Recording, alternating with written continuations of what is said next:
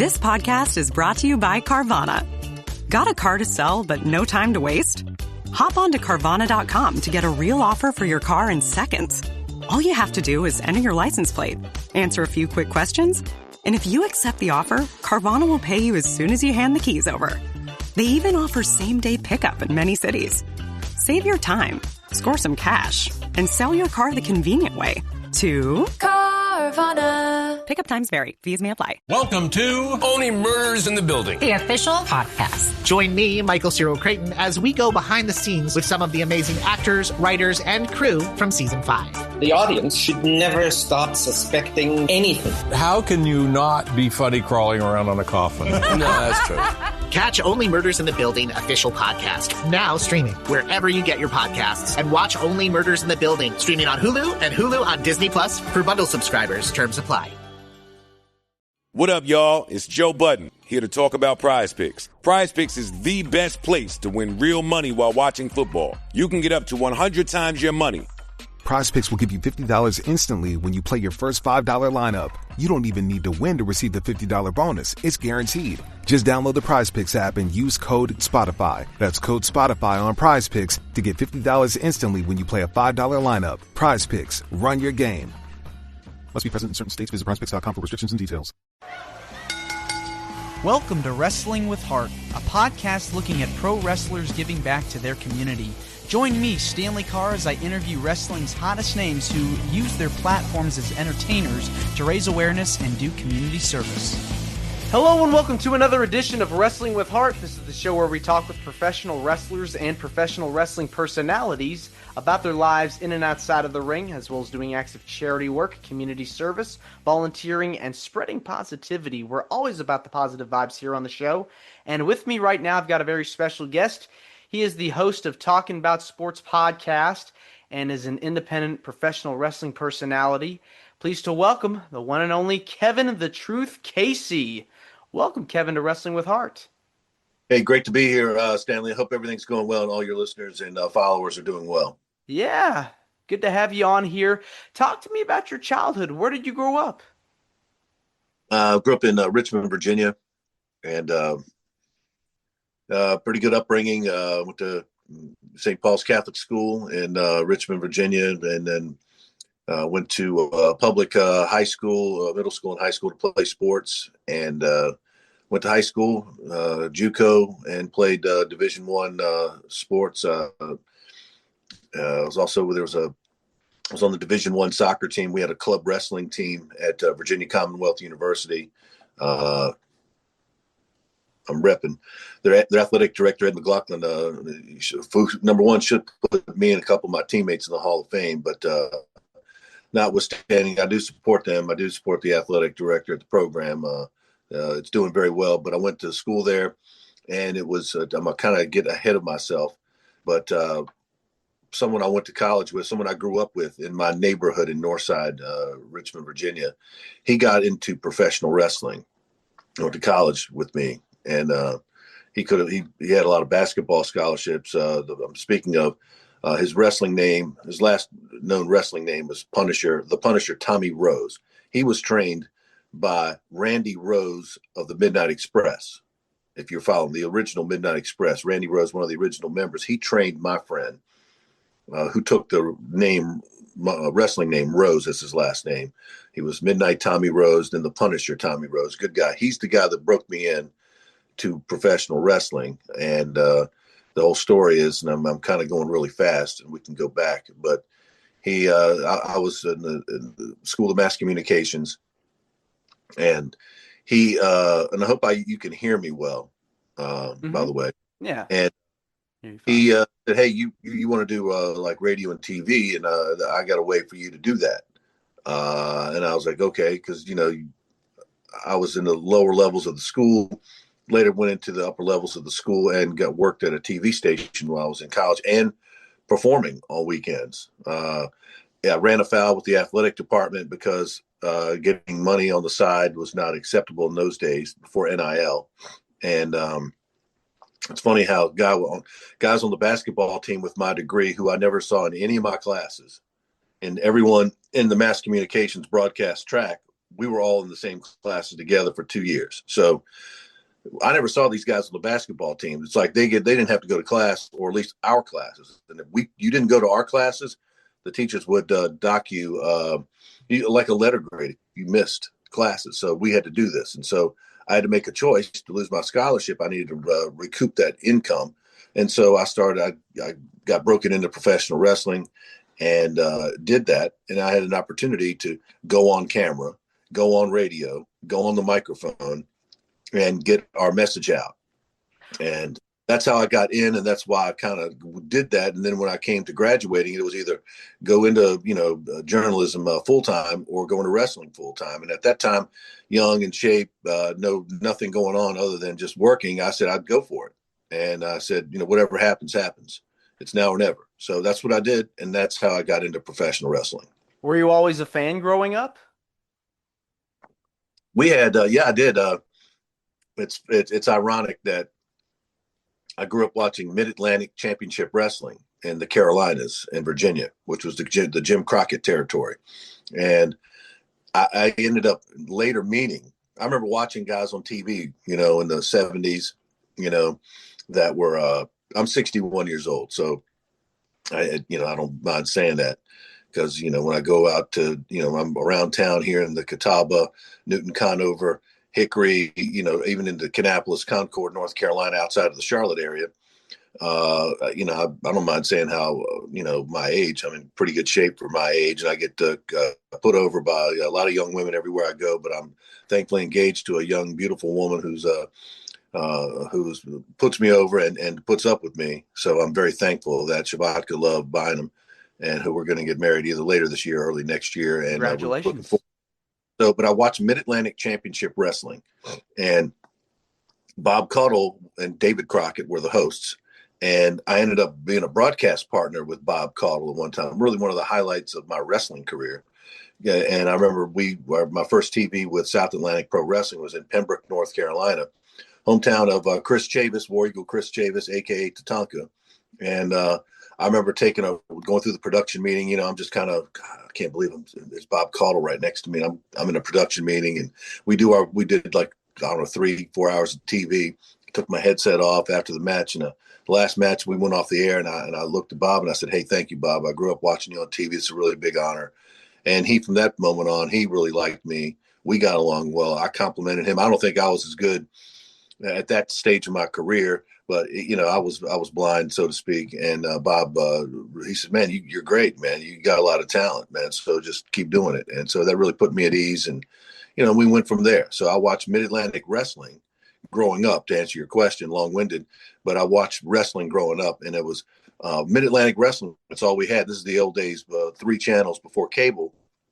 We get cable, I'm in high school, and that's what spurred my interest, seeing ESPN for the first time. I said, I want to do that, talk about sports, right?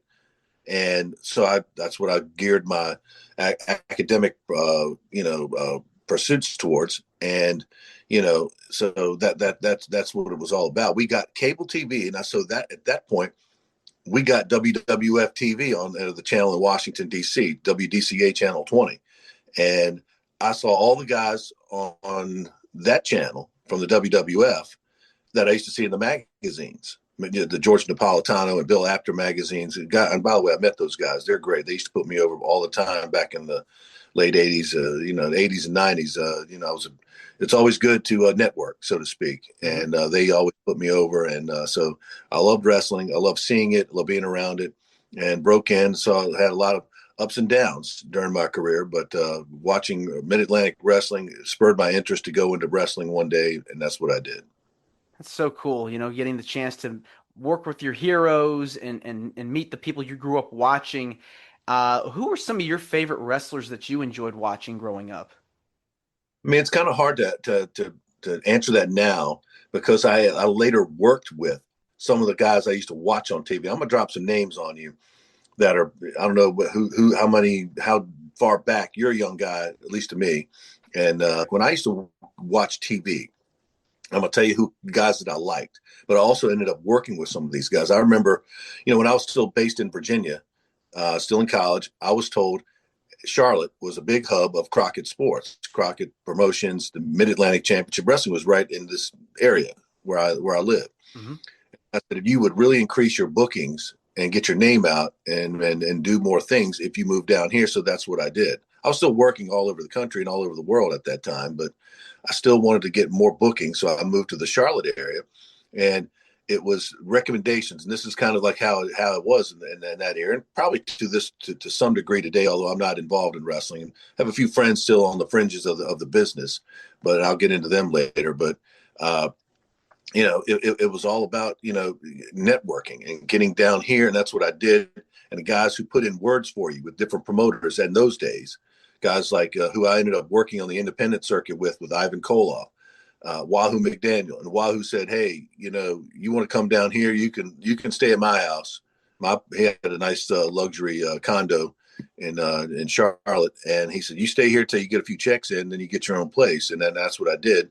Ended up rooming with Tommy Angel, Gene Leidick, aka Jeff Husker, and some of the guys of this area who were trained by Nelson Royal and Gene Anderson, and Gene's son Brad lives like within 10 minutes from me where I live right now, and I love Brad. Brad has a very good podcast going now too, by the way, and so I moved down here, and Wahoo put me up. Ivan Koloff had a school at that time in Indian Trail, North Carolina, on the eastern side of Charlotte. And so I got to work and hone my craft. And I ended up consulting someone who I met through the wrestling industry, the guy who I consider the greatest, the George Washington of pro wrestling. I said that to him on one of my old TV shows. I told that to Lou Thez. Lou Thez I had him on my TV show. I ended up doing a lot of broadcasting. I was doing play-by-play. He was doing color. And Lou was a confidant. And he told me, early in my career, he says, look, he said, I know you're a Division I athlete. You're 6'3", 225. I was in good shape. And he says, look, you have a good skill set, but you're going to make more money talking versus wrestling. Yeah, you're great. You're a good athlete and all that. You know how to wrestle. He says, but you'll make more money speaking. You have what we call mental agility. I never forgot that. And so I focused more of my pursuits on managing, broadcasting. And if you ever seen some of my old videos, I'm the one talking with guys who were very good wrestlers, top performers, some of which may not have been as good at talkers as I was perceived to be. But I was the guy that on a smaller scale, the Bobby Heenans of the world. I was the guy out front speaking ahead of my group, so to speak. So that's how I evolved into my career. Now, when you're working with these athletes, when you're managing the wrestlers, any pointers or pieces of advice you get from the people backstage that you can recall and even apply to today? Lots of it. And the thing is, when you're young in the business, and it used to be this way, sadly, I don't know how, I'll say this. A lot of the young guys nowadays, and I don't know how it is in the sport, because I retired in the 90s. So I don't follow wrestling today. I don't think, I'm not a fan of the product. But then I remember when I was in the 80s and 90s, the old timers then, they didn't like wrestling at that point. So I don't want them to be these bitter old guys, get off my lawn type guys. But I don't like the product. To me, it's not believable. I know it's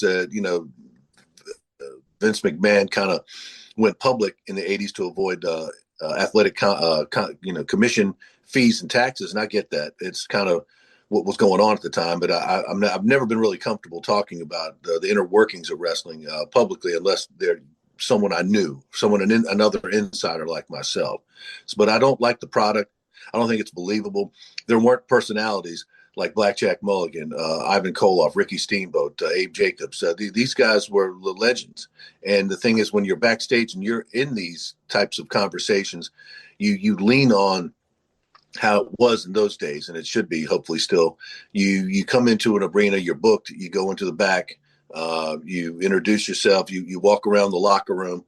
Hi, how you doing? I'm Kevin Casey. Nice meeting you. And you say that.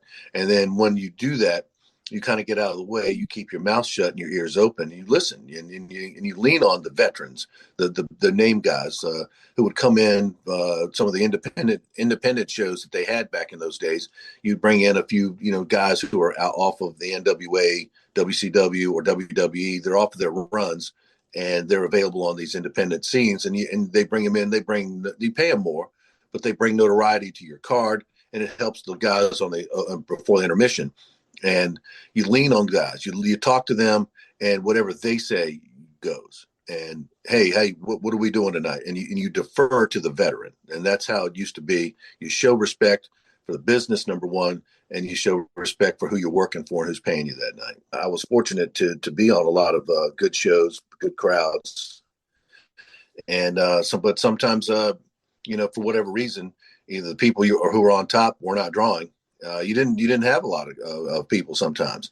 I'll never forget, we were in I think we were in Richmond, my hometown, and on the card were they were then known as the New Zealand Militia, Jack Victory and Rip Morgan, guys who were friends of mine at that era.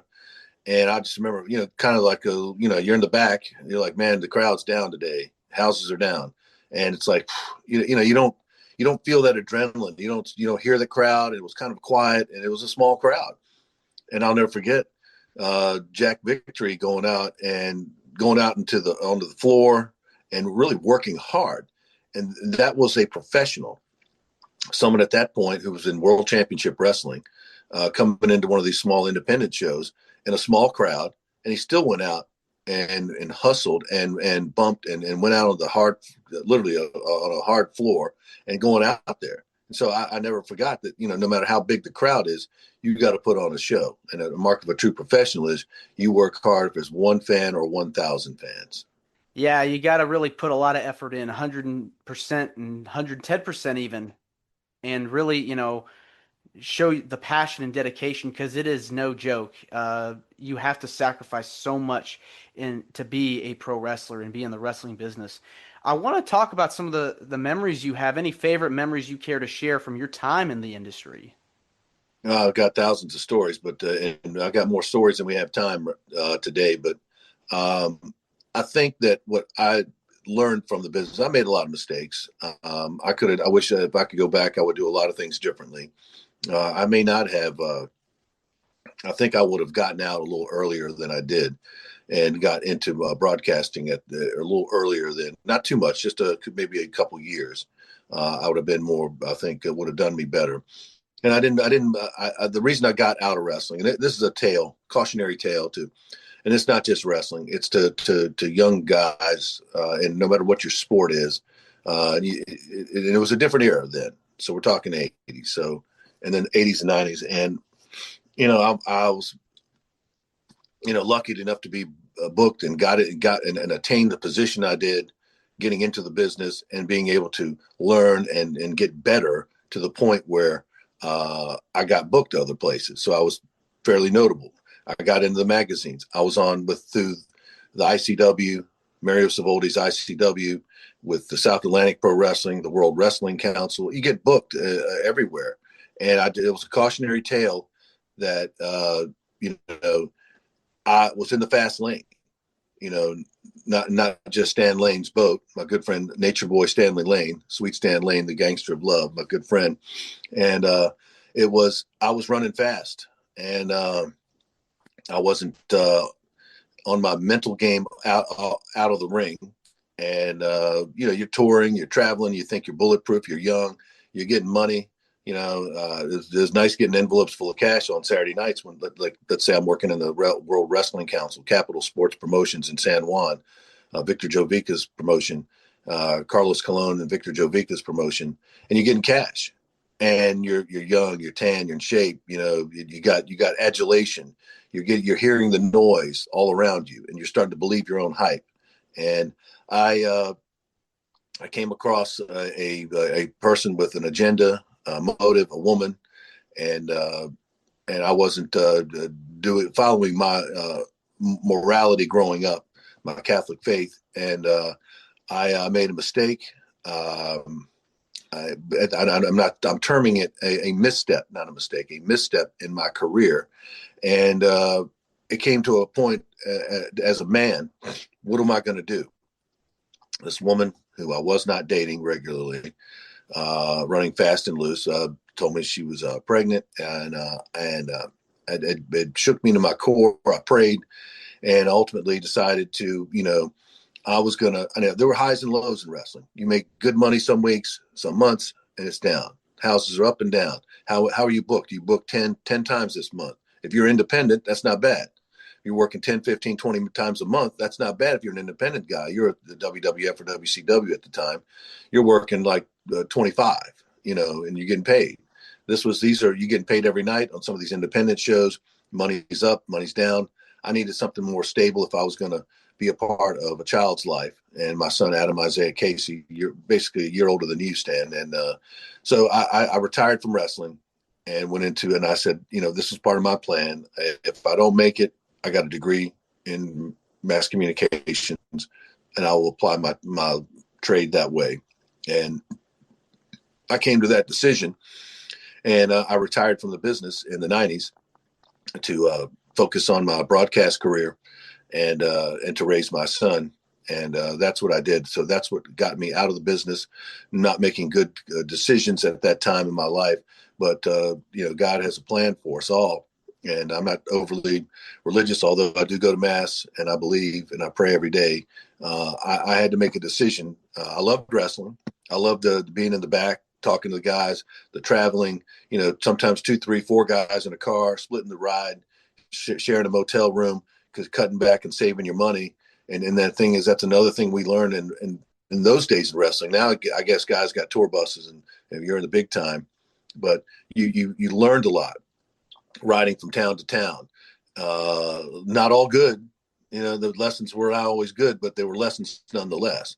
And there was a lot of, libations and a lot of, the distractions sometimes in the car. But you would get in a car, like say with Dick Murdoch, and he's telling you about stories from the 60s and 70s, and you listen to that. If you're a young guy like me at that time, you listen to that. You're in a car or you're in the back. And that's how how psychology, you talked about the business, being in a car with Tracy Smothers and those guys. You learn about the Fidel Sierra, and you listen to these guys, and they tell you stories about, well, this time we did this and there. Well, here we did this, here we did that. And you're hearing this, and you learn, you listen, and hopefully you can evolve.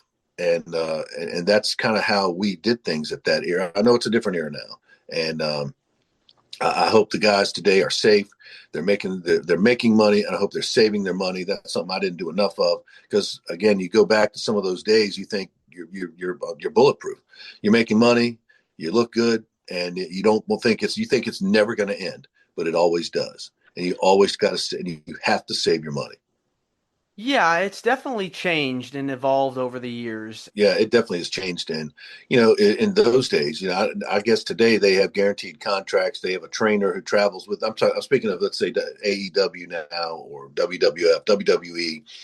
I guess they have people like doctors, professionals who travel with them. Guys, if you get a concussion or an injury, you report that to your agent. In my era, you didn't perform, you didn't get paid. It was that simple. And you would wrap up, you'd tape up, you'd take some aspirin at the time, and you would just, or whatever you needed to do to perform, the show had to go on. Let's talk about your podcast, talking about sports. What made you decide to get that started?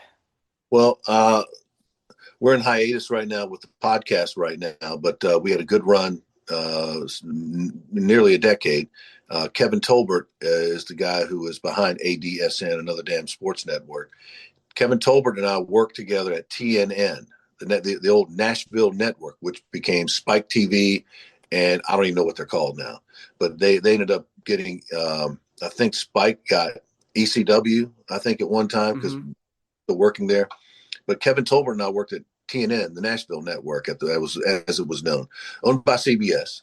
And we did the NASCAR. We did NASCAR on TBS, TNT, CBS. If it wasn't on ESPN, our company, World Sports Enterprises, we we produced the broadcast, and I was in another area of the company. I was doing another broadcast, but we had, anytime you saw NASCAR on TV, whether it be the Truck Series, the Xfinity Series, or the Cup Series, we did World of Outlaws, we did sprint cars, we did ASA, we did a lot of these things. And Keven Tolbert was a shooter and a videographer and an editor, and later won Emmy Awards. Very talented, and he started this company that produced this sports podcast, and he tapped me to be the host of it. And I think we did very well with that. We had quality guests.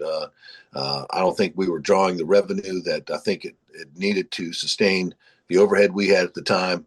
And I think there's still discussions about getting new investors involved and moving forward that way. And I hope that's the case. Outside of wrestling and outside of the broadcasting, I know you're very involved with helping out in your community. You participated in a lot of different events over the years. What kinds of things have you done to raise money or give back to your community over the years? Well, being a public personality, so to speak, you meet people. And I remember, I don't know, you're based out of Nashville. I don't know what your listenership is, but a guy who was a big star in Florida and Mid-Atlantic wrestling, Paul Jones, #1 Paul Jones.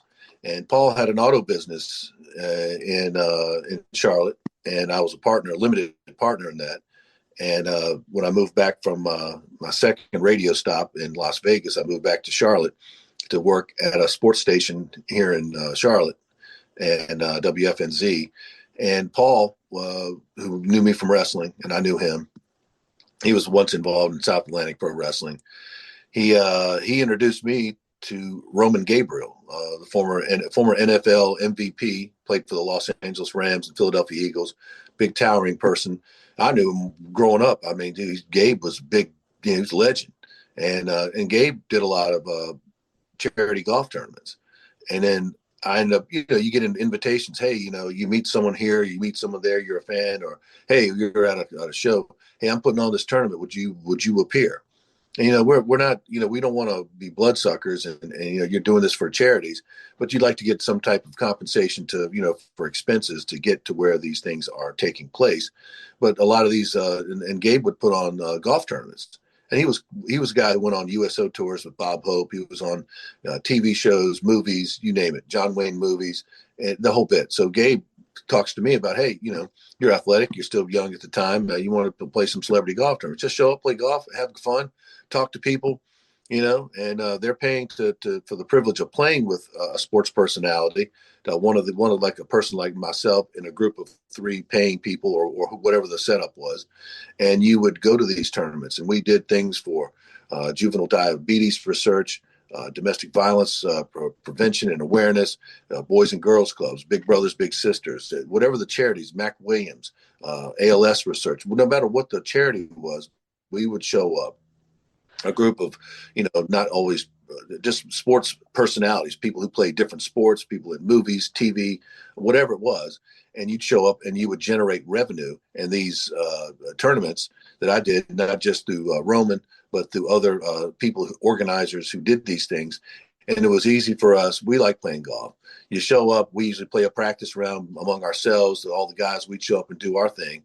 And then we go put on our public performance today when people are paying, and then after expenses are met, there'd usually be a net proceeds that would be distributed to these various charities, and that's what we did.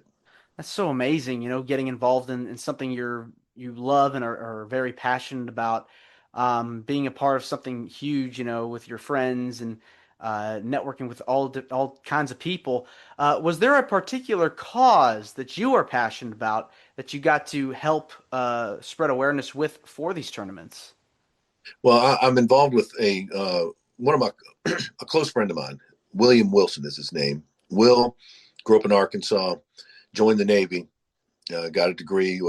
His degrees are degrees from University of Arkansas and Old Dominion University. He went into NASCAR and became a crewman in the NASCAR Truck Series. He won 2 titles. He was a jackman for Ted Musgrave's Truck Series team for 2 championships. Should have won a third, and that's what he talks about most of all. But William Wilson also started a clothing company, and he has something called the Clother Classic, and his cause is domestic violence prevention and awareness. That's something that I really support. I grew up sadly in a home that had those types of things, so I could relate. And now it's something I'm very focused on. I'm very against any type of domestic violence. I'm very, very maybe to my own detriment. But if I see someone who I think is out of line, I will confront them. I'm not young anymore, 61 years old, but I'm still not no slouch. I learned a lot. I know a lot. I'm a law-abiding citizen, but I'm not going to put up and see things that go awry. I'll just digress temporarily. I was still wrestling at the time, and I was emceeing, one of my between tours. I was in Richmond, and a local establishment restaurant had little bands, and I would come on, warm the crowd up. I was getting paid, and but also help the security guys. And I would MC and stuff. And I remember one night we were off. I was with Punisher Tommy Rose, the Bad Dog Mike Thomas, and I know one of the guys on the basketball team at VCU with me, Martin Henlon, and there's a lot of other people that I knew, local people. And I saw this guy grabbing this woman at the bar, and it was untowards, and I didn't dig it. And I walked up to the guy really close, uncomfortable. I said, "Dude, what are you doing?" And we had some words, and he was basically telling me to mind his own business and my business. But I said, "No, that's not how it's going to go." And one of his buddies hits me blindside, and then my friends jump in, and then we tore the whole place down and did several hundreds of thousands of dollars in damages. Now, I didn't want that to happen, but I stood up for a woman who I thought was being abused at the time, not in public. This is ridiculous. This is, granted, this is a different time, but it was still, no time is a good time for that. And I stood up for that because that's something that I believe in. I got, didn't want that. I don't care if they didn't want to book me anymore. That was not the problem. I didn't care at the time. So that domestic violence awareness and prevention is something that I really support. And William Wilson, with his Clother Classic and his charitable foundation, he supports domestic violence awareness and research. And so I support that. That's, if you ask me what's my number one thing that I support, that's what it is. Wow. What you did was very courageous, very brave. It's very hard, to see something like that go on, and you put yourself out there and were able to take care of it, take care of the situation, and it's kudos to you. Well, I was lucky I had guys like the Bad Dog, Mike Thomas, there, because you turn around, you see a guy, he hits me upside the head with a glass ashtray back in those days, and it was on. It was like one of these old things, like the Wild Wild West, one of these old Western bar fights. That's what it turned into. And you got a guy like Tommy Rose throwing guys out through windows. Bad Dog. I've never seen Bad Dog, who was a state amateur wrestling champion in Colonial Heights, Virginia. He grabs a guy and basically belly to back suplexes him through a table. And then these guys were no joke. The guys that I traveled with, guys of my era, I'm not saying we were tougher than a lot of guys today, but I'm saying we were very tough in those days. And we didn't mess around. We laid everything in, and it was dog eat dog. You stood up, and when chairs and fists are flying, you got to protect yourself, and that's what we did. We took up for the business, we took up for ourselves, and we took up at that moment in time. We took up, did things for the better cause. I wasn't going to let one of my friends get jumped. They weren't going to let me get jumped because we were doing the right thing. And we took care of business. Yeah. What is it about giving back to the community that gives you the most joy? Well, I mean, I know when I go to let's say the Clother Classic, which is played at the Sifford Golf Course, named for Charles T. Sifford, one of the first black golfers, and who won tournaments. We have a night before, meet fans. and we have a night afterwards. Sometimes there's bowling events. Sometimes it's at a golf range or a driving range, a Top Golf kind of a place. And you meet these people, and they contribute to these charities, and you meet people from various backgrounds. And it's a way that you can interact. They see you on the golf course, but maybe some people don't really know you. They don't know how to approach you, but yet they see you at a social event, and you're like over on the side. You're with your girlfriend or whoever, or the people you showed up with, and they can talk to you. And it's about interacting with people in real life, because that's how you network in real life. And that's what I did. And that's one of the things that I look forward to when doing these golf tournaments. Like Roman would put the tournament. Here's another thing with Gabe. We're in Wilmington, North Carolina, Roman's hometown. I worked there. I was at the news and sports director at 980 The Wave WAAV in 2004. I remember going to the Mac Williams golf tournament. This is what it was for. Mac Williams, it turns out, was a high school teammate of Roman's who developed health issues. And so for 30 years now, Roman did a tournament in Wilmington, the Wilmington area, to raise funds and awareness for him and his family and the cause. And they used to have this thing at the Elks Lodge in Wilmington, North Carolina, and he'd had this band, and it was the same one every year, and it was great. It was older, the shag band, 60s kind of era music. And Buddy Skipper and the Jetty Jumpers. I'll see little things how you can remember. And you're at this the Elks Lodge of all places. And, you're having fun. There's drinks, there's food, and it was. People are talking to you, and I would always ride to these tournaments with Abe Jacobs, a legendary professional wrestler from New Zealand who was on the $10 bill in New Zealand for a number of years, wrestled for New Zealand in the Olympics. And Abe passed away a couple of years ago at 95, by the way, in tip-top shape. And, you'd ride to these tournaments, and we'd talk about the business and life. And we'd go to these events, no matter where they were, we would always find a way to interact with people, raise money for the charities, and we would do very well that way. Yeah, and so when you go to these events, I'm sure like you get people that come up to you and say like you've made a real difference in our lives and our kids' lives because you're raising money for things like juvenile diabetes and domestic violence. I mean, those are some very serious causes. We met through Gabe. I met Bill Green. Bill has a son. I hope Bill's still alive. I haven't talked to some of these people. It's not really saying great about me or not keeping up with people.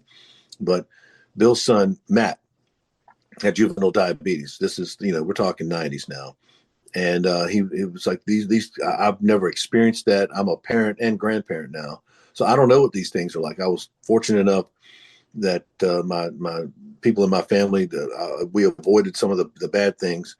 And, what do you do as you're a parent and you're looking at hundreds and hundreds of thousands of dollars in medical costs and things. You need help. You need to offset these things. And, I met Matt, Bill Green, and Bill he did a tournament. He named it after his son, Matt. And we did Matt Green golf tournaments at Bryant Park in Greensboro, North Carolina every year. And 2 golf courses sold out. We drew. We had good crowds. We had guys like Sweet Hansen, Abe Jacobs, Rene Goulet, among Nikita Koloff. So many guys. Paul Jones would contribute their time. Not to mention the other sports like Jeff Bostic, Joe Bostic, brothers who played in the NFL. Jordan Rhodes, a Hollywood actor, and just different people of different sports. Gene Banks, who played at Duke and played for my San Antonio Spurs, who you see right there. You get to meet these different people, and we get to interact, and we play among ourselves. And Roland Moss, who played for the Baltimore Colts and New England Patriots, you meet different people. Now I'm just going to name drop when they pop into my head. I'm just going to mention their names because a lot of them, their names deserve to be mentioned. So you have fun, you have interactions, you see that you can contribute to your society, your community, and you want to know that when these people are having these silent auctions and there's a check to be delivered to this charity, you had a role in that. And I'm also a member of the Knights of Columbus, and we do. I'm not as active as I should be, third degree, but you raise money and you give it and you cut checks to these various organizations. And to look on the people, the organizers, when they do these things, they appreciate when you're handing them checks for thousands of dollars and that they can use towards their upkeep, their utilities, the things that they need to do to persevere and to provide assistance for their recipients. Kindness goes a long way, and the more we can spread the good word, it can help so many people. It really can. Absolutely, and it's something you feel good about. When everyone knows this is life. Your head hits the pillow every night. What do you do? For me, and I'm only speaking for me, but when my head hits the pillow at night, when it's time, my eyes are shut, phone is down, I pray. And this isn't just jewelry for me; it's a way of life. And I have a conscience. That's why I'm not perfect. I've made mistakes along the way. And I'm just hoping that I make less mistakes these days than I did back in those days. But you have to answer to who you look at in the mirror. What did you do today? What are you going to do today? Did you make a difference? You got to answer. Ultimately, everybody's got to go to the gate. Is St. Peter going to let you in or not? And they're going to look back at your record, your life. Are you worthy enough to get in here? Heaven. I hope I am one day. And you hope that you've done enough. That I know one thing. Anytime you feel like you're running loose and fast, sometimes you get, as Sheiky Baby would say, you get humbled, and life humbles you. God humbles you sometimes. On the road to Damascus, Saul was an evil man, a persecutor. He got knocked off the horse by God's shining light. He became St. Paul and became an evangelist, and because he was humbled on the road to Damascus in real life. And those are some of the consequences. Some people may never get it. There are people who are nefarious, notable, infamous, if you will, the Hitlers, the Stalins, these types of people. These are, they're going to get it. They're burning right now. But what did they do? They did these horrible things. God tests us. I'm not a minister. I'm not a preacher, a priest, or anything. I'm just a person who applied my Catholic faith, and I try to do it every day in my life. And you just got to do what's best for you, what you think is best, and because you'll have to answer to God one day. But on earth, you have to look in the mirror, and when your head hits the pillow, you pray and hope that you did well that day, and you hope that tomorrow will be better. Got to live life to its fullest and live one day at a time and pay it forward to the next person. Absolutely, man. No doubt about it. Yeah, man. Keven, this has been wonderful. Getting a chance to speak with you means a lot to me and to my listeners and viewers that are watching this on YouTube. Where can people find more about you on social media? And if you want to plug anything, feel free to do it. Well, it's my chance to get put over here. Okay, I get it, man. I work for iHeartMedia. I'm working the Total Traffic and Weather Division. If your local radio stations play traffic reports, odds are it's being produced by my company. You're in Nashville. We got iHeart has stations in Nashville. Their call letters escape me right now, but we have a big footprint in Nashville. We're the world's biggest communications company, 850 radio stations. They own Premier Radio. Live Nation is part of our company. So, but I work for them. I work for a media company. So I am, not tech savvy, but I'm trying to be media savvy. I'm on Facebook, Keven La Verdad Casey. That's my personal page. I have my fan page, Keven the Truth Casey. I'm also on Instagram, Keven the Truth Casey, TikTok, La Verdad 727. I'm on X, Keven Casey Truth. So if people want to follow me on X, on TikTok, on Instagram, Facebook, I'm all for it. And I'm all about, I am available for a nominal fee in trans. So if you have some type of an event that someone with my skill set can help you represent, they can contact me via social media. Keven, thanks again, and you're more than welcome to come back. Anytime, Stan. Take care. This is Wrestling with Heart. I hope you found this podcast to be informative and entertaining. If you did, please hit the subscribe button and look out for the next edition.